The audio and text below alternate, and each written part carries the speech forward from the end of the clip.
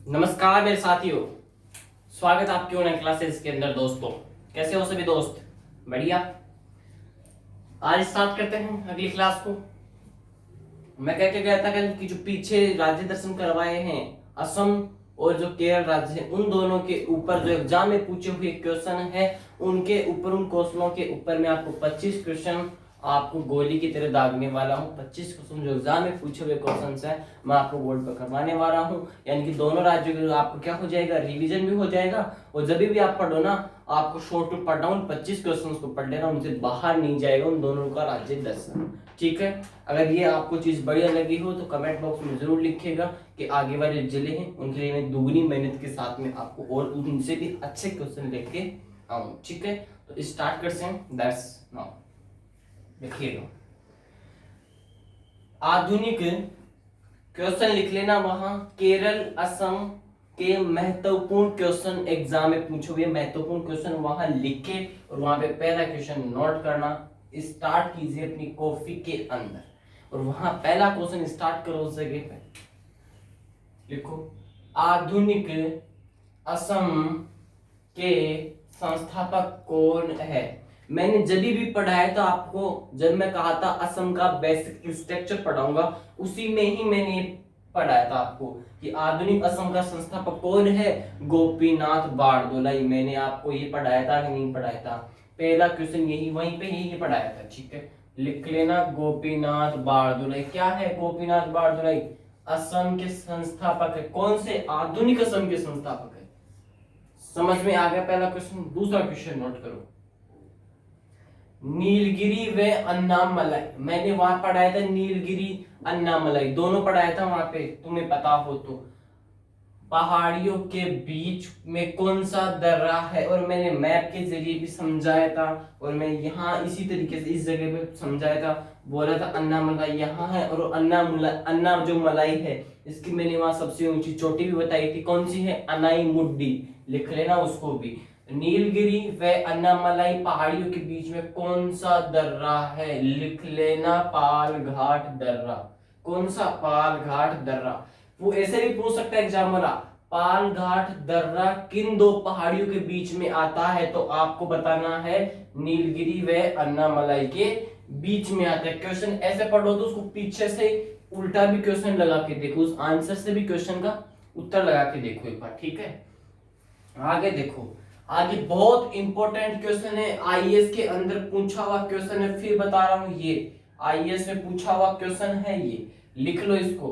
Nilambur teak. क्या? Nilambur teak का GI tag किस राज्य को दिया गया? नीलांबुर टीक जो है उसका क्या जीआई टैग किस राज्य को दिया गया? ये आईएएस में पूछा हुआ क्वेश्चन है। लिख लेना, केरल राज्य को ही नीलांबुर टीक का जीआई टैग मिला था, और मैंने पढ़ा भी दिया है। आईएएस में पूछा हुआ क्वेश्चन है ये। ठीक है दोस्तों, आगे नोट करो। क्वेश्चन नंबर 4 नोट करो, ये तीसरा क्वेश्चन था। आगे नोट करो, मिल्क मैन ऑफ इंडिया किसे कहा जाता है? मैंने कहा था मिल्क मैन ऑफ इंडिया किसे कहते हैं? वर्गीज कुरियन।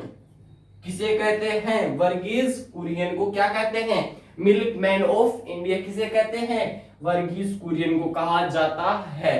क्वेश्चन नंबर 5 देखो, भारत के किस राज्य में, भारत के किस राज्य में, क्वेश्चन को ढंग से पढ़ना, भारत के किस राज्य में पहली गैर कांग्रेसी सरकार बनी?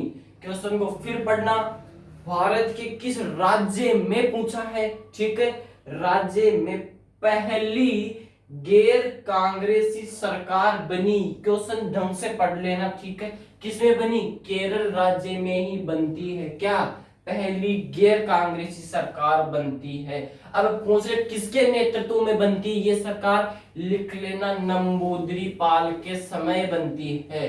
किसके? मैंने पढ़ाया था कि नहीं पढ़ाया था? एमएस नंबूदरी के बारे में, वो ही है ये। ठीक है, नंबूदरी पाल जो थी, एमएस नंबूदरी, उसी एमएस नंबूदरी के समय केरल राज्य में पहली गैर कांग्रेसी सरकार बनी थी। दोस्तों क्वेश्चन नंबर 6 देखो, भारत की पहली तेल रिफाइनरी कौन सी है? क्वेश्चन ढंग से पढ़ना। पहली पूछा है किसकी? भारत की पूछा, विश्व की नहीं पूछा। भारत की पहली तेल रिफाइनरी पूछा है।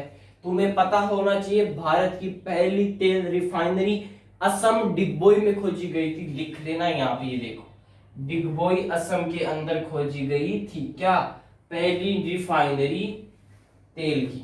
कहां पे, डिगबोई असम के अंदर। आगे क्वेश्चन देखो 7वां, तेजपुर लीची का जीआई टैग किस राज्य को मिला। दोस्तों फिर कह रहा हूं, ये क्वेश्चन दो जगह टकराता है, दो राज्यों से। तेजपुर की लीची, अगर लीची का ही नाम आए दोस्तों तो क्या करोगे, इसमें दो राज्य भिड़ेंगे, तो बिहार और एक क्या भिड़ेगा, एक पड़ेगा असम। बिहार को भी लीची के लिए जीआई टैग मिल चुका है, ये क्वेश्चन भी इंपॉर्टेंट है, लेकिन वहां पे लिखा हुआ आएगा तेजपुर की लीची। तो आपको दिमाग में कंसेप्ट ये होना चाहिए, तेजपुर तो कहां पड़ता है, असम के अंदर पड़ता है, तो तेजपुर की लीची तो जीआई टैग मिलता है, तेजपुर की लीची को मिलता है, तो तेजपुर तो असम में है। और ओनली वहां क्वेश्चन आए लीची, लीची का जीआई टैग मिला है किस राज्य को, आप अगर ऑप्शन मिलता है वहां बिहार, तो बिहार ही टिक लगाना है आपको, ठीक है। बिहार का राज्य दर्शन पढ़ेंगे, उसमें और बताऊंगा आपको, लेकिन तेजपुर लिखा हुआ आएगा पहले। तेजपुर की लीची का जीआई टैग किस राज्य को दिया गया है, फिर बताना आपको असम को दिया गया है, ठीक है। एक क्वेश्चन से दो क्वेश्चन निकाल रहा हूं, ढंग से समझ लेना इनको। क्वेश्चन नंबर 8 देखो, कामरूप किस राज्य का पुराना नाम है, इंपॉर्टेंट है कामरूप, मैंने पढ़ाया था, आधुनिक इतिहास पढ़ाया था किसका, असम का, तब बोला था मैंने कामरूप किस राज्य का पुराना नाम है, असम का पुराना नाम क्या है, कामरूप है। और मैंने ये भी कहा था कि जो गुवाहाटी नाम है वर्तमान में असम की राजधानी, असम का हाई कोर्ट कहाँ है, गुवाहाटी में ही तो है, ठीक है। और मैंने कहा था इस गुवाहाटी का पहले नाम क्या था, प्रयाग ज्योतिष नाम था गुवाहाटी का, फिर बोल रहा हूं। आगे लिखो, कामरूप किस राज्य का पुराना नाम है, असम का नाम है। आगे क्वेश्चन नंबर 9 नोट करो, किस शास्त्रीय नृत्य, क्लासिकल डांस, क्या शास्त्रीय नृत्य क्या होता है, क्लासिकल डांस होता है दोस्तों।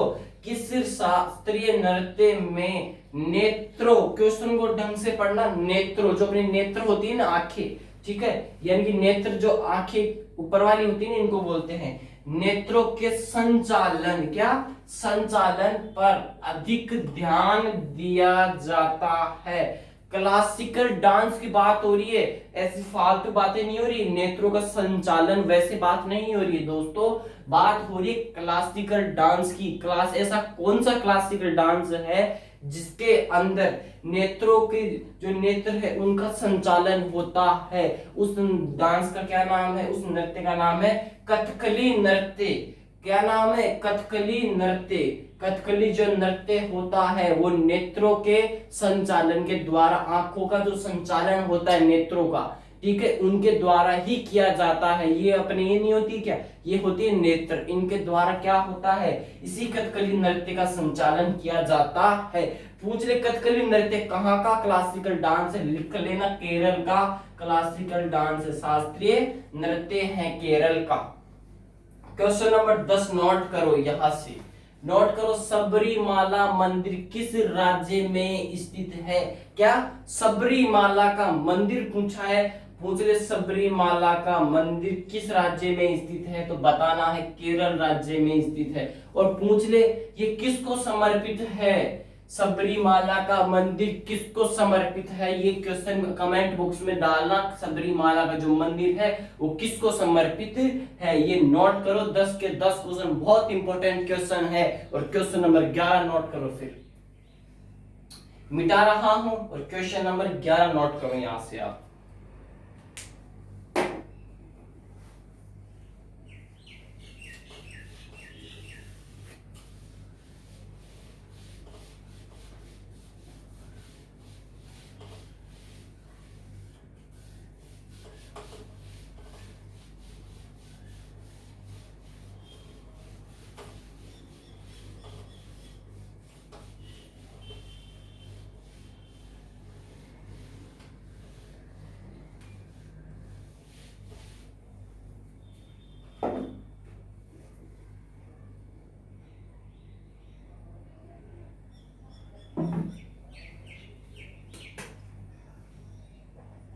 क्वेश्चन नंबर 11 नोट करो,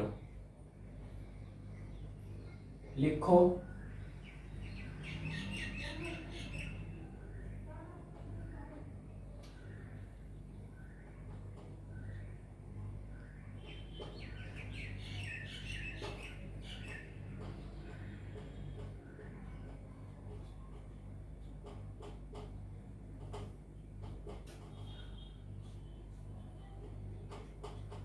पूछ रहे इडुक्की बांध किस नदी पर स्थित है। क्या दोस्तों, इडुक्की बांध पूछा है। क्या पूछा है? इडुक्की बांध पूछा है। बताओ किस नदी के ऊपर स्थित है इडुक्की बांध।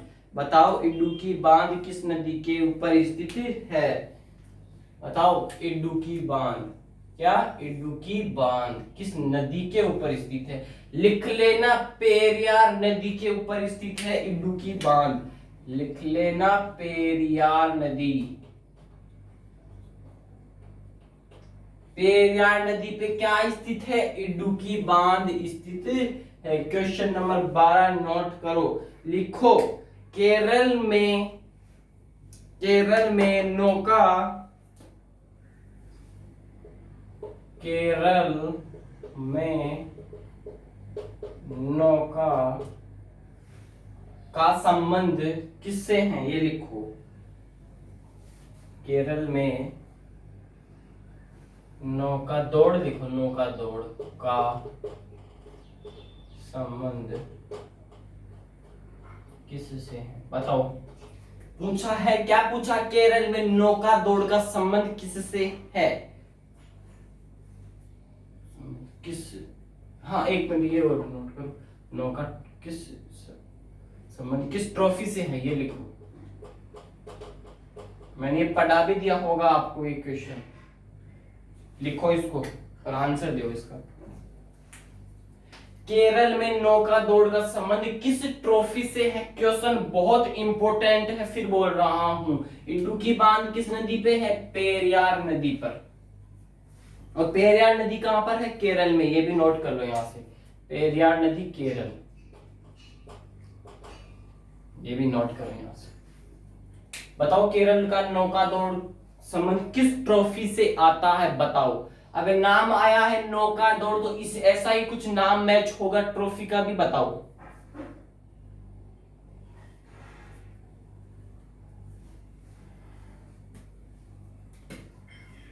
बताओ, लिख लेना, नेहरू ट्रॉफी। नेहरू ट्रॉफी का संबंध नौका दौड़ से ही आता है दोस्तों। लिख लो क्वेश्चन नंबर 13। संविधान का मूलभूत ढांचा, संविधान का मूलभूत ढांचा, सिद्धांत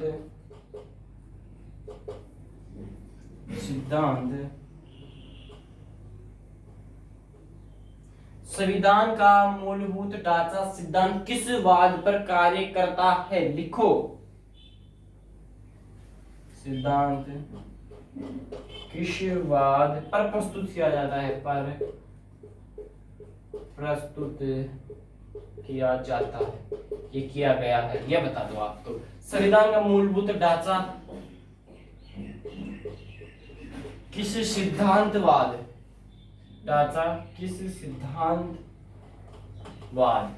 ये लिखो।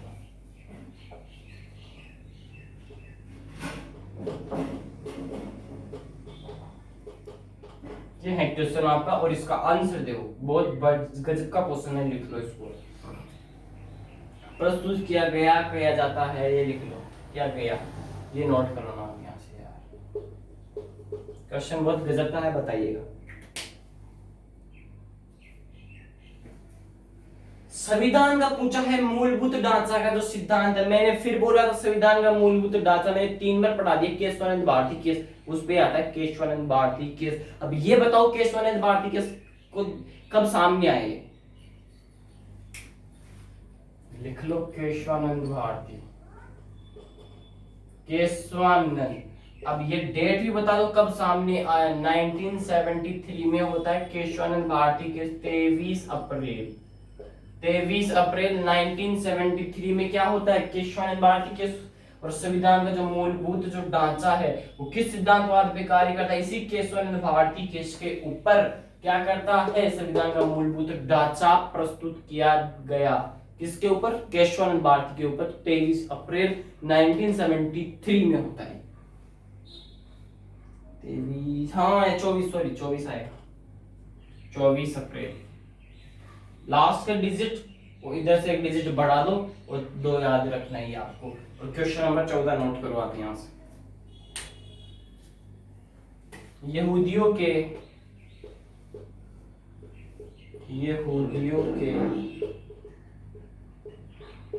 पूजा स्थल को क्या कहते हैं। यहूदियों के पूजा स्थल को क्या कहा जाता है, क्वेश्चन मेरा ये है। यहूदियों के पूजा स्थल को क्या कहते हैं। मैंने आराम से बढ़िया बढ़िया बातों में बताया था, इस क्वेश्चन को बताओ।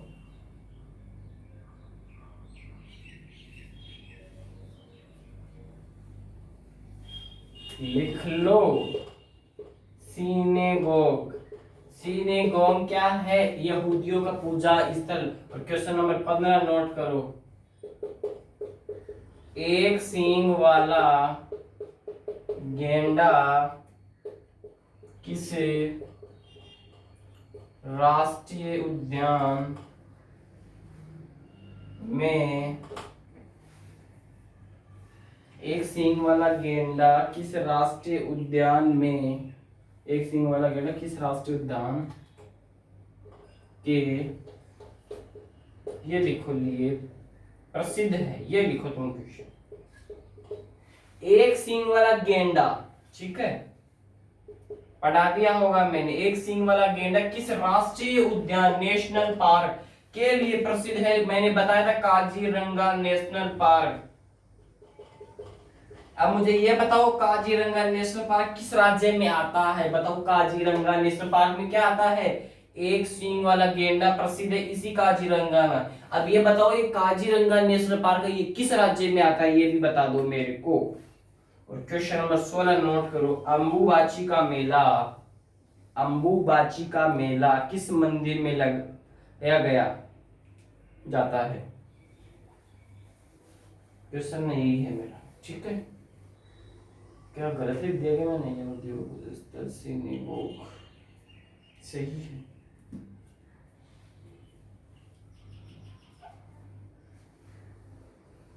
अरे सिनेगोग, ये गलत लिख दिया, सिनेगोग ये है। अंबुबाची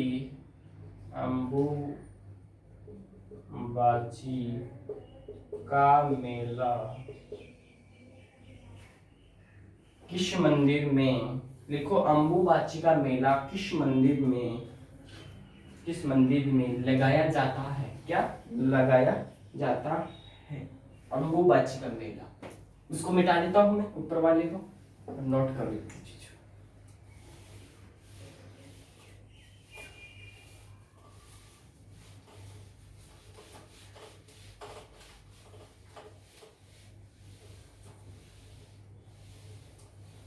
16वां क्वेश्चन है ना, नोट करो। अंबुबाची का मेला किस मंदिर में लगाया जाता है, कमेंट बॉक्स में आंसर डालो इसका। अंबुबाची का मेला किस राज्य में लगाया जाता है, क्या अंबुबाची का मेला किस राज्य में लगाया जाता है।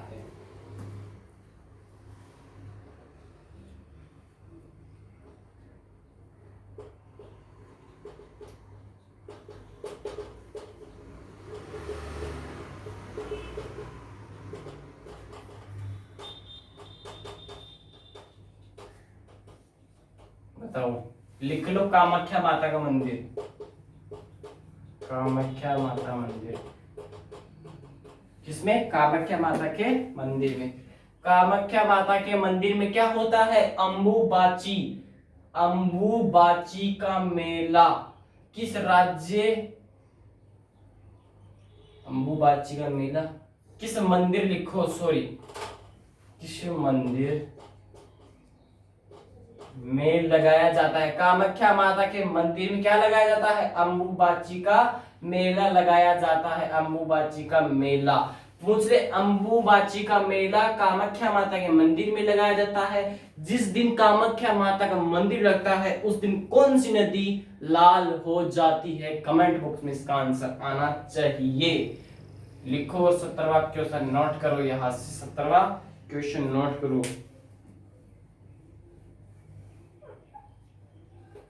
लिख लो ब्रह्मपुत्र नदी। ब्रह्मपुत्र नदी क्या हो जाती है? लाल हो जाती है इसी कामाख्या माता के मंदिर में जिस दिन अम्बुबाची का मेला लगता है इसी दिन। और क्वेश्चन नंबर 17 नोट करो। मुगा सिल्क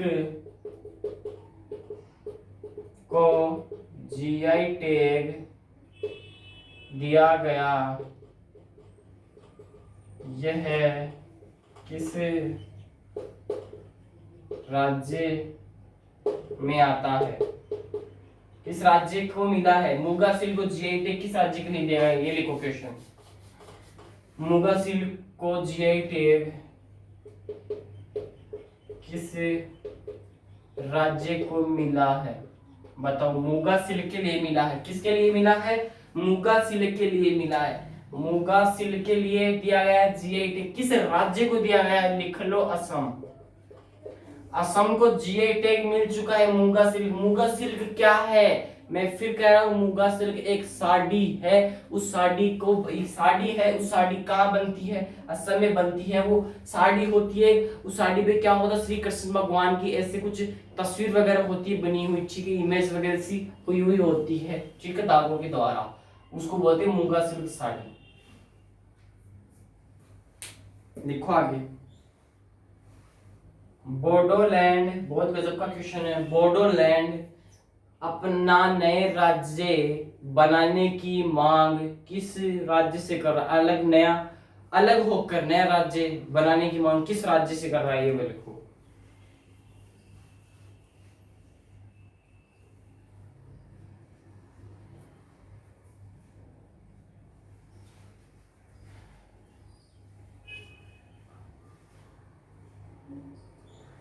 चलो आप इस क्वेश्चन को छोड़ो, ये लिखो।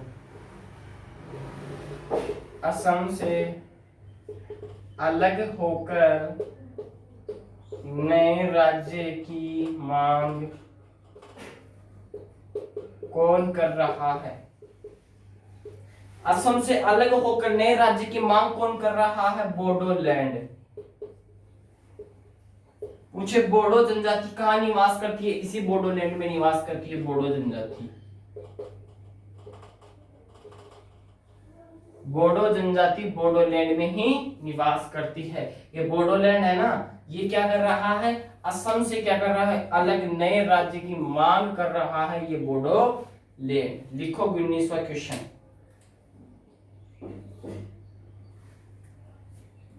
नीलगिरी थाहर। लिखो नीलगिरी थाहर किस राज्य, नीलगिरी थाहर किस राज्य का राजकीय पशु है? नीलगिरी किस राज्य का राजकीय पशु है? नीलगिरी किस राज्य का राजकीय पशु है? बताओ।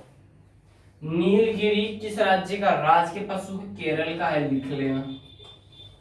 क्या है? केरल का है। और नीलगिरी सबसे ज्यादा कहां मिलते हैं? ये भाई बता दो मेरे को यहां से।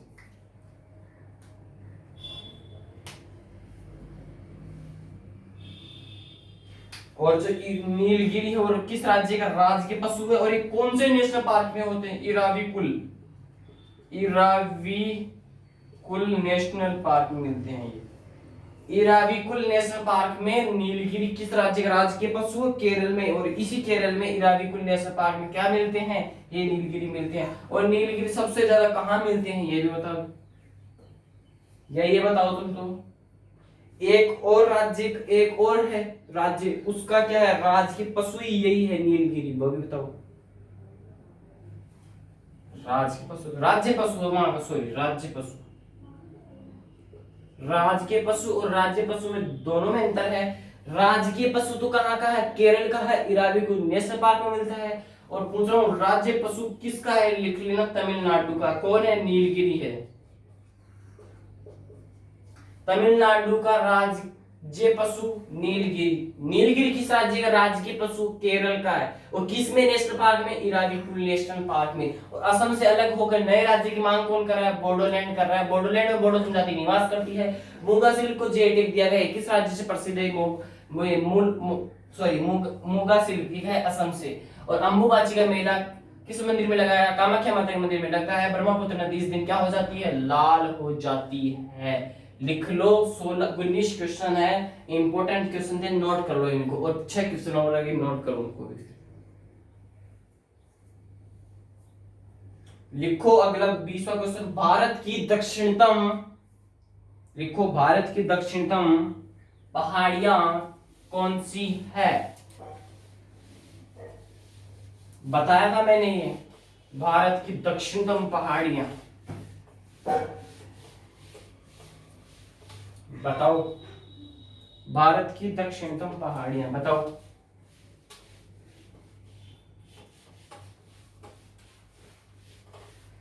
भारत की दक्षिणतम पहाड़ियां,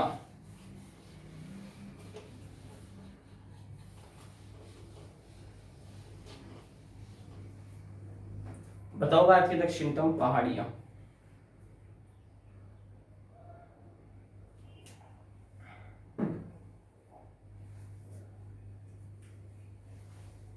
बीसवा ही है ना, बिल्कुल। लिखो दक्षिणतम पहाड़ी कौन सी है, बताओ। लिखो भारत की दक्षिणतम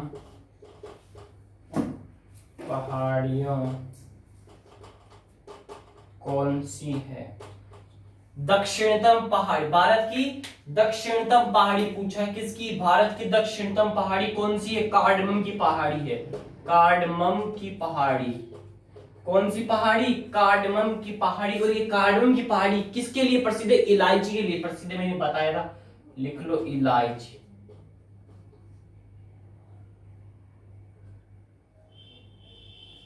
इलायची के लिए क्या है, यह प्रसिद्ध है। यहाँ क्या होती है, इलायची, इलायची का निर्माण होता है कहाँ पे, कार्डमम की पहाड़ी में इलायची मिलती है। और दक्षिणतम पहाड़ी है, भारत की दक्षिणतम पहाड़ी में कौन सी पहाड़ियां थी, कार्डमम की पहाड़ी। मैंने उस दिन बताया था, ऐसा कुछ मैप आपको ऐसा मैप बना के बताया भी होगा मैंने। और यहाँ पे मैंने बताया था, यहाँ पे दोस्तों, यहाँ पे कार्डमम की पहाड़ी मिलती है, इस जगह पे लिखाया था मैंने कार्डमम। और बोला था यहाँ इलायची के लिए प्रसिद्ध है, मैंने कुछ बोला भी था उस दिन। मैंने मैप के जरिए समझाया था, समझा हो तो। अगर नहीं समझे हो तो उस वीडियो में जाके देख लो, मैप से समझ भी बढ़िया आ जाएगा। और वहाँ पे जो मैंने दर्रे भी बताए थे, ठीक है, मैंने ऐसे कुछ करके आपको 2 दर्रे भी बताए थे, पालघाट 2 थालघाट, जो भी दर्रे बताए थे उनको ध्यान से देख लेना। और किस किस पहाड़ी के बीच में आता है, मैंने बताया था। दक्षिण तक पहाड़ी दोनों यहाँ की मिलती है। और ये जो है ये अन्नामलाई वगैरह आता है, नाईमुड्डी इसकी सबसे ऊंची पहाड़ ये है, वो मैंने सभी कुछ वहाँ पे समझाया हुआ है वहाँ पे, ठीक है। उसको जाके समझना, उसको देखना आराम से। और अगला क्वेश्चन लिखो 21वां, पेरियार, पेरियार,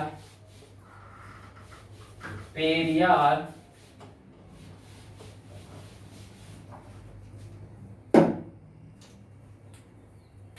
कार्डमम है, ठीक है।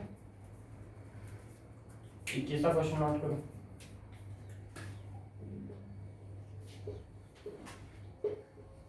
पेरियार, लिखो पेरियार राष्ट्रीय उद्यान किसके लिए प्रसिद्ध है। पेरियार राष्ट्रीय उद्यान किस राज्य में है। पेरियार राष्ट्रीय उद्यान किस राज्य में है, ये बताओ। क्वेश्चन, क्वेश्चन नंबर 20 है।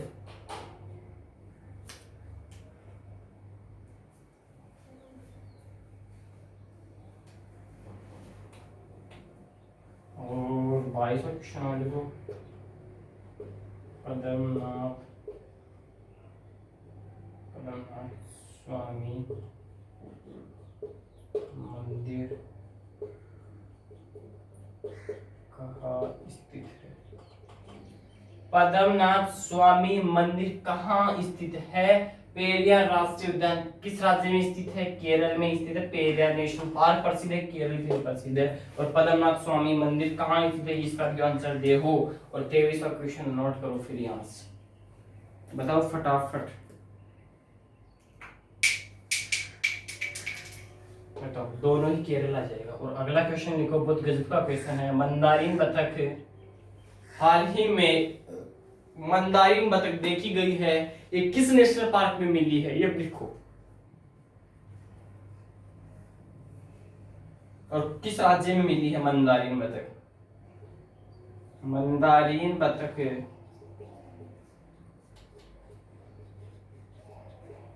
किस राष्ट्रीय उद्यान में मिली है? बताओ किस राष्ट्रीय उद्यान में मिली है मंदारिन बतख और किस राज्य में मिली है? ये राज्य भी बता दो आप। राज्य तो लिख लो। मंदारिन बतख है वो किस राज्य में मिली है? असम राज्य में मिली है। कहाँ पे मिली है? असम में मिली है। अब आप मुझे एक नेशनल पार्क का नाम भी बता दो, जिस नेशनल पार्क में मिली है राष्ट्रीय उद्यान, उसका नाम भी बता दो मेरे को। बहुत गजब का नाम है। और वहां पे पहला तेल, जो भारत का पहला रिफाइनरी तेल हुआ था, उसी जगह खोजा गया था। लिख लो डिगबोसाई नेशनल पार्क। डिगबो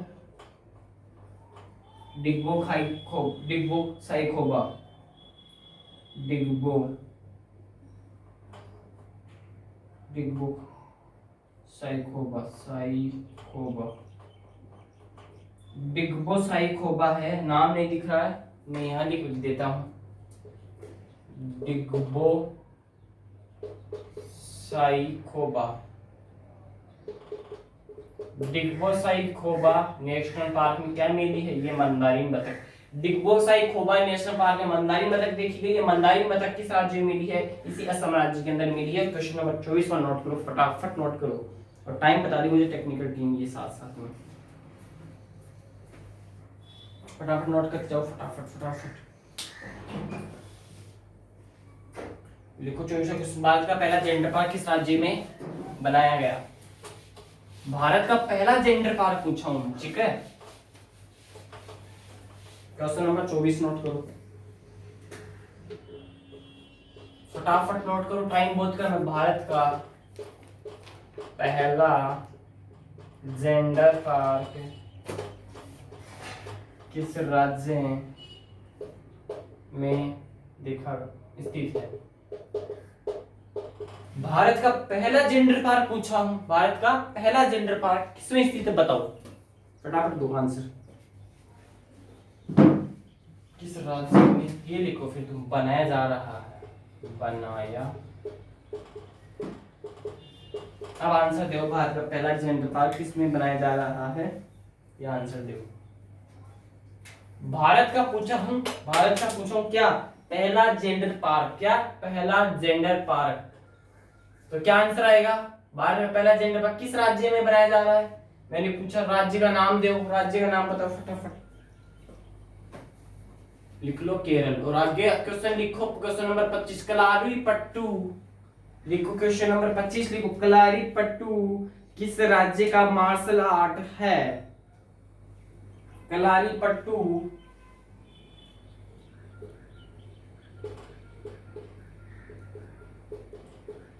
किस राज्य का मार्शल आर्ट है? किस राज्य का मार्शल आर्ट है?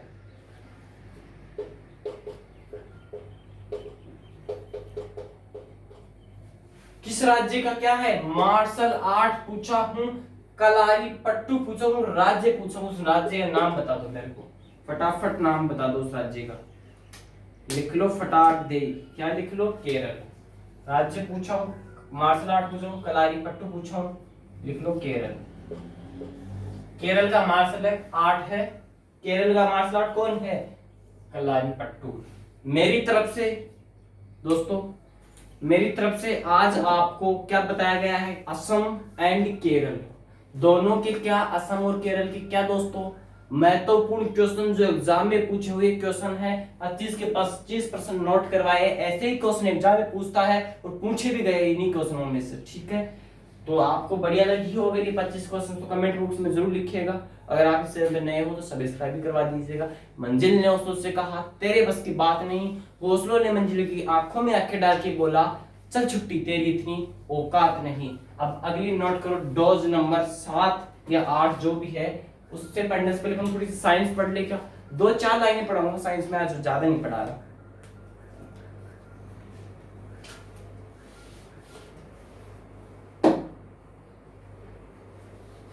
क्योंकि टाइम कम है, क्योंकि 25 क्वेश्चन लेके आए, कल से पढ़ा दूंगा साइंस, ठीक है। आज नहीं पढ़ा पा रहा क्योंकि टाइम नहीं है ना।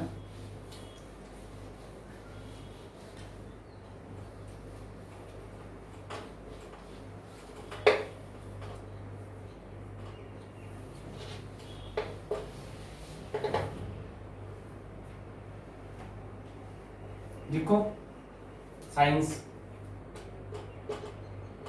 साइंस में क्या चल रहा था, टॉपिक चल रहा था सेल कोशिका।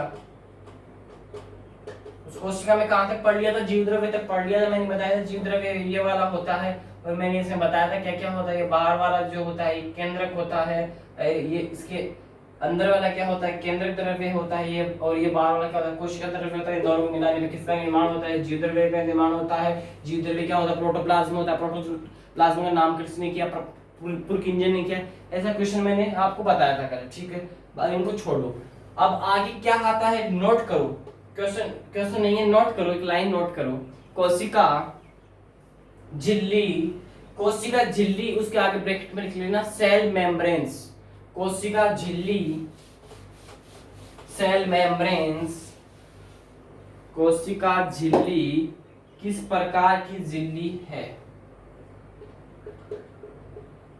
कोशिका झिल्ली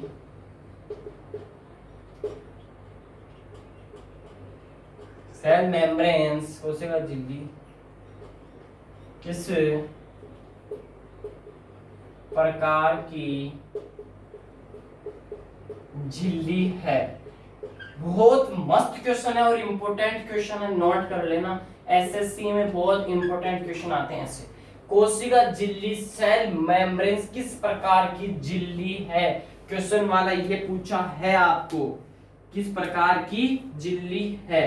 तो क्या बताना है वहां पे, अर्धपारगम्य झिल्ली है। अर्धपारगम्य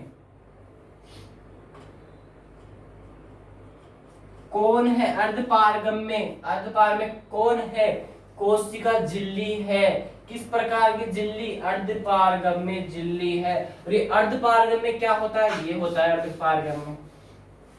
जो आपका कोविड-19 होता है, उस कोविड-19 को आप कौन बचाता है, यही अर्धपारगम्य झिल्ली है। यानी कि जो बड़ी ब्रांडेड चीजें होती है उनको तो आ जाओ, और जो ऐसी चीजें होती है जो वायरस होता है, उस वायरस को तो ये लात मार के बाहर फेंक देती है। कौन फेंक देती है, अर्धपारगम्य झिल्ली कोशिका। अर्धपारगम्य झिल्ली क्या है, कोशिका झिल्ली है जो क्या है, वायरस को लात मार के बाहर फेंक देती है। जो कौन सी झिल्ली है, अर्धपारगम्य झिल्ली। एक कोरोना क्या है, एक वायरस है, इस प्रकार का वायरस है, उस वायरस को अंदर जाने नहीं देती है। कौन, अर्धपारगम्य झिल्ली। जब इसके सिर से ऊपर हो जाता है तब प्रवेश करता है कौन, कोरोना वायरस।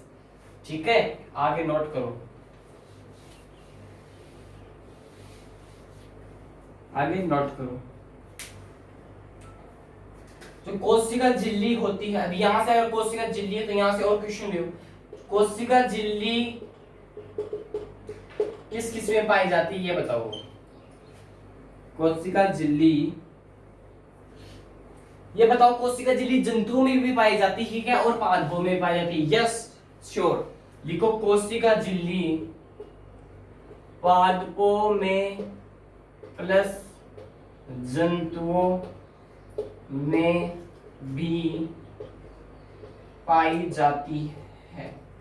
पादपों में भी और जंतुओं में भी, दोनों में क्या पाई जाती है, कोशिका झिल्ली पाई जाती है। मनुष्य में तो पाई जाएगी, अर्धपारगम्य झिल्ली है ये तो। कौन, कोशिका झिल्ली जो पादपों प्लस जंतु दोनों में पाई जाती है। कौन है ऐसी झिल्ली जो जंतु, क्वेश्चन किस प्रकार आएगा, ऐसी कौन सी झिल्ली है जो जंतुओं और क्या पूछेगा, पादपों में पाई जाती है। लिखना है वहां पे कोशिका झिल्ली। एक अर्धपारगम्य झिल्ली है जो पादपों प्लस किसमें, जंतुओं दोनों में पाई जाती है।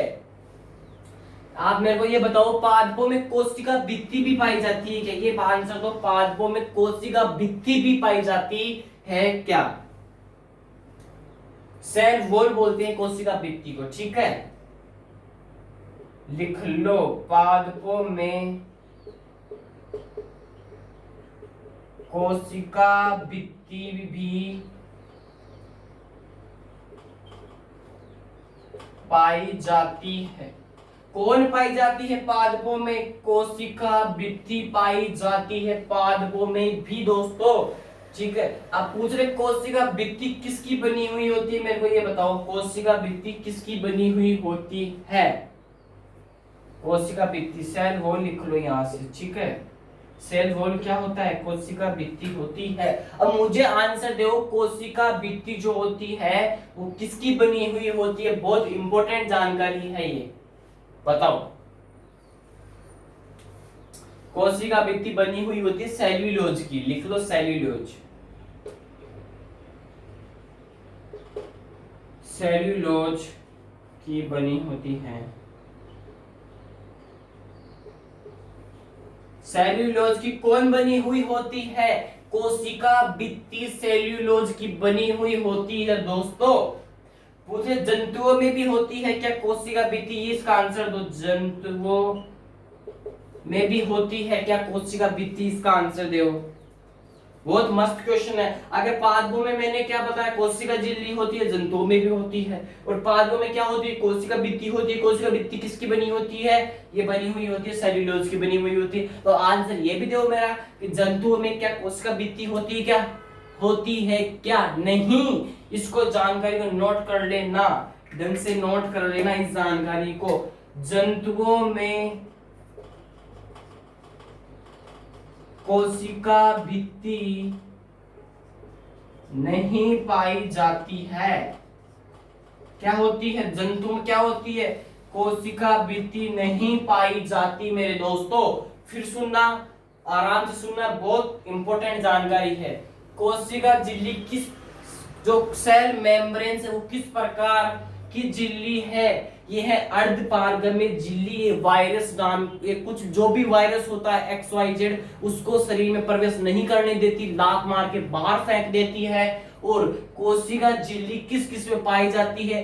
पादपों में भी और जंतुओं दोनों में। कौन पाई जाती है? पादपों प्लस जंतुओं दोनों में कोशिका झिल्ली, सेल मेम्ब्रेन पाई जाती है, ठीक है। पादपों में क्या पाई जाती है? कोशिका भित्ति भी पाई जाती है। कोशिका भित्ति किस किस में पाई जाती है?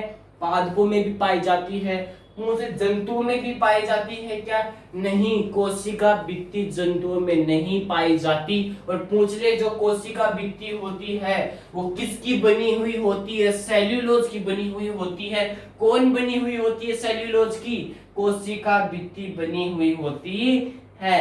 ये आज की साइंस इतनी ही पढ़ाऊंगा। अब कल डायग्राम से समझाऊंगा आपको, राइबोसोम, माइटोकॉन्ड्रिया, सभी चीजें समझाई जाएगी कल। और कल की जो क्लास होगी उसको मिस मत कीजिएगा, बहुत गजब की क्लास होने वाली है कल की, ठीक है दोस्तों।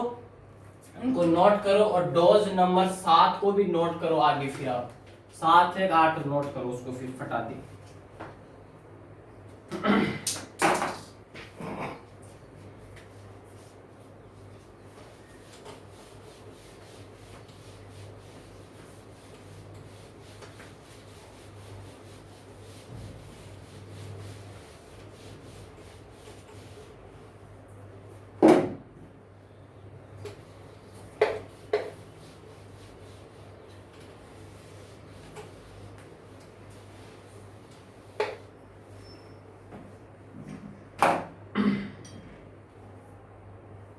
लिखो डोज 8 है, ठीक है। नोट करो पहला क्वेश्चन। पहली पंचवर्षीय योजना किस मॉडल, पहली पंचवर्षीय योजना किस मॉडल पर आधारित है?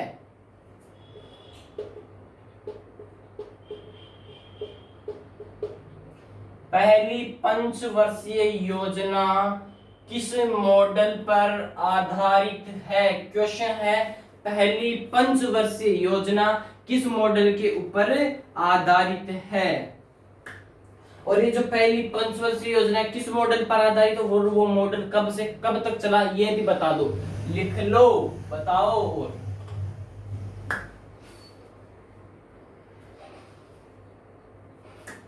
लिखो,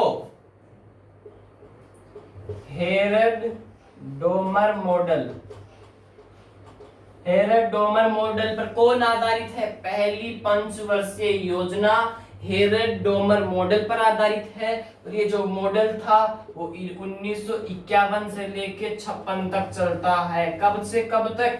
1951 से लेके 1956 तक कौन चलता है? पहली पंचवर्षीय योजना किस मॉडल पर आधारित? हेरल्ड डोमर मॉडल पर आधारित। वो जो हेरल्ड डोमर मॉडल था वो कितने वर्षों तक चलता है? 1951 से लेकर 1956 तक चलता है। और क्वेश्चन, चलो ये बताओ, सेकंड पंचवर्षीय योजना किस मॉडल पर आधारित है, ये भी बताओ।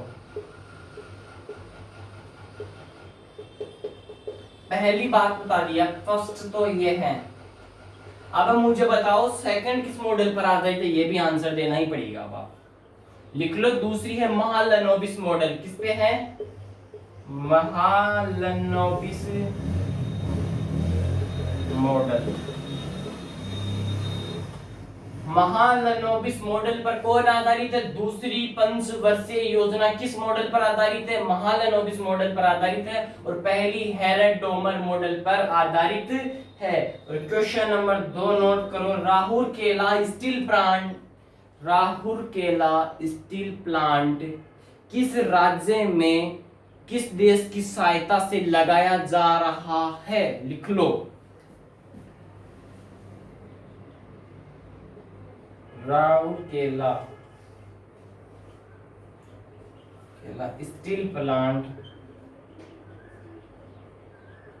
किस राज्य में व किस देश की सहायता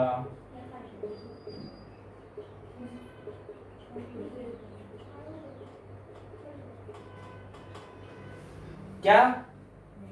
राउरकेला स्टील प्लांट किस राज्य में किस देश की सहायता से लगाया जा रहा है? राज्य का तो नाम लिख लो, ओडिशा में लगाया जा रहा है। अब ये मुझे बता दो किस देश की सहायता से लगाया जा रहा है, ये भी बता दो। बताओ।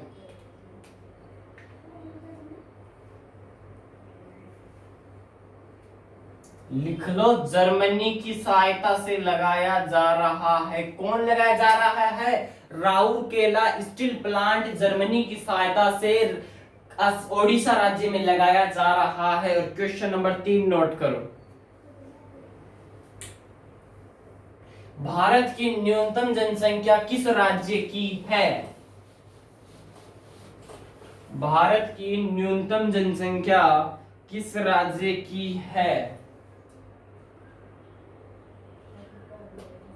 भारत की न्यूनतम जनसंख्या किस राज्य की है? लिख लो, सिक्किम। भारत की न्यूनतम जनसंख्या किस राज्य की है? सिक्किम की है। नोट कर लो इसको यहां से। चलो फिर इसके साथ में भारत की अधिकतम जनसंख्या किस राज्य की है वो भी बता दो मेरे को। पूरा क्वेश्चन सेम है, यहाँ न्यूनतम था और यहाँ अधिकतम है। बताओ। लिख लो, उत्तर प्रदेश। उत्तर प्रदेश की जनसंख्या, भारत की अधिकतम जनसंख्या किस राज्य की है? उत्तर प्रदेश की है। और न्यूनतम पूछे तो सिक्किम राज्य की है। और ओजोन छिद्र की खोज किसने की? लिख लो, ओजोन छिद्र की खोज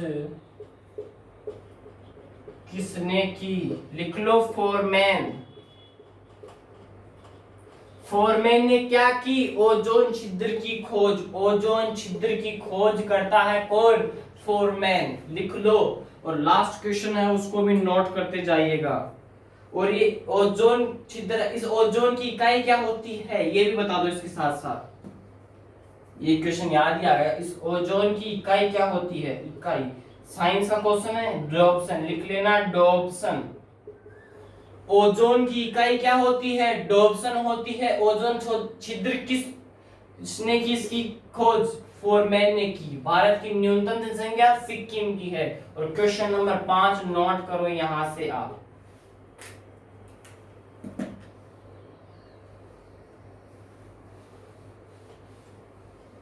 ओजोन पूछा, ओजोन छिद्र की इकाई नहीं, छिद्र को रहने देना, ओजोन की इकाई है डोप्सन। इतना सा नोट कर लेना।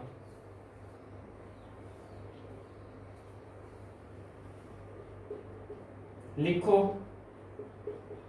रिकेट्स रोग का संबंध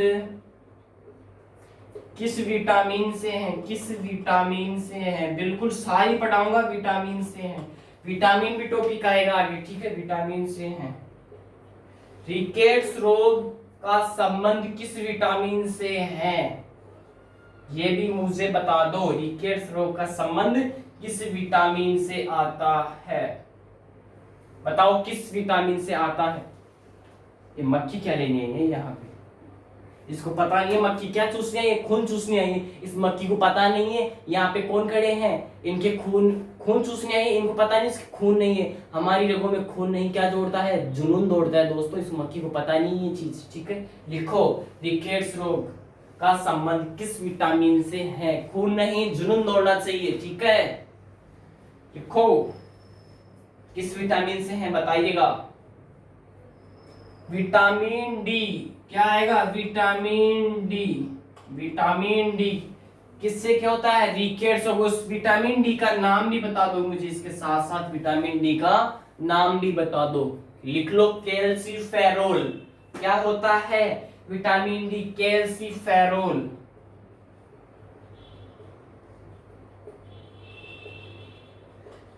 कैल्सीफेरोल किसका नाम है? इसी विटामिन डी का नाम है कैल्सीफेरोल। रिकेट्स रोग भी किस विटामिन के कारण होता है? विटामिन डी के कारण होता है। ओजोन छिद्र की खोज किसने की? फोरमैन ने की। ओजोन की इकाई क्या होती है? डोप्सन होती है। भारत की न्यूनतम जनसंख्या किस राज्य की है? सिक्किम की है। भारत की अधिकतम जनसंख्या किसकी है? उत्तर प्रदेश की है। और राउरकेला स्टील प्लांट किस देश की सहायता से लगाया जा रहा है? जर्मनी की सहायता से ओडिशा में लगाया जा रहा है। और पहली पंचवर्षीय योजना किस मॉडल के ऊपर आधारित है? हेरेडोमर मॉडल के ऊपर आधारित है। 1951 से लेकर 1956 तक चलती है। और दूसरी पंचवर्षीय योजना महालनोबिस मॉडल पर आधारित है। दोस्तों, आज की जो क्लास थी वो साइंस, स्टैटिक, राज्य दर्शन के मैंने 25 क्वेश्चन करवाए हैं, केरल के और असम के। अब कल स्टार्ट होगा कौन सा राज्य, वो कल ही बताया जाएगा। अभी कुछ भी नहीं कर सकता मैं, ठीक है?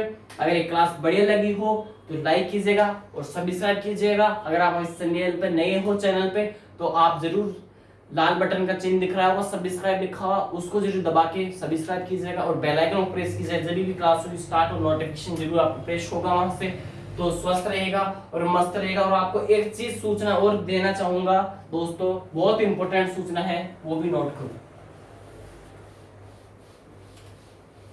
ये अफवाह चल रही है दोस्तों, आज आपके दिमाग से इस चीज को निकाल देता हूं और ये ध्यान से सुन लेना इस चीज को दोस्तों। सभी अभी क्या चल रहा है वर्तमान में, सभी जो लोग हैं वो इस चीज से जूझ भी रहे हैं और जो है वो अफवाह बहुत ज्यादा चल रही है। और आज की करंट डेट की चीज और है, येलो वायरस नाम का एक वायरस और आ चुका है, ये और है सूचना। अब वो क्या है, टेंशन नहीं लेने का दोस्तों, अभी आपका जो टेंशन दूर कर देता हूं।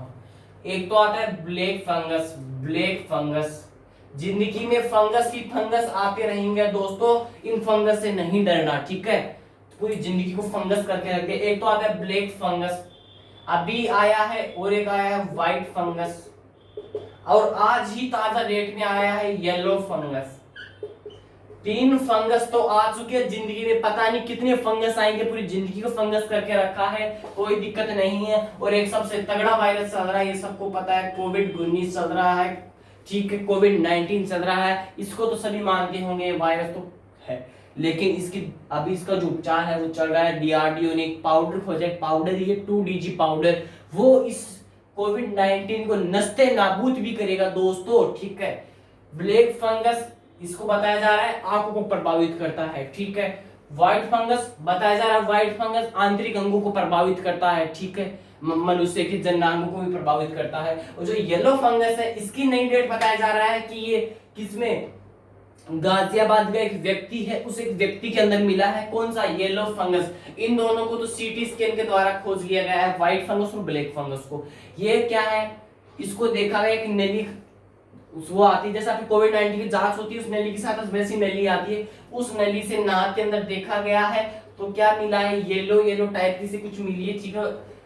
उसमें क्या मिला है, येलो फंगस नाम दे दिया गया है इसको, ठीक है।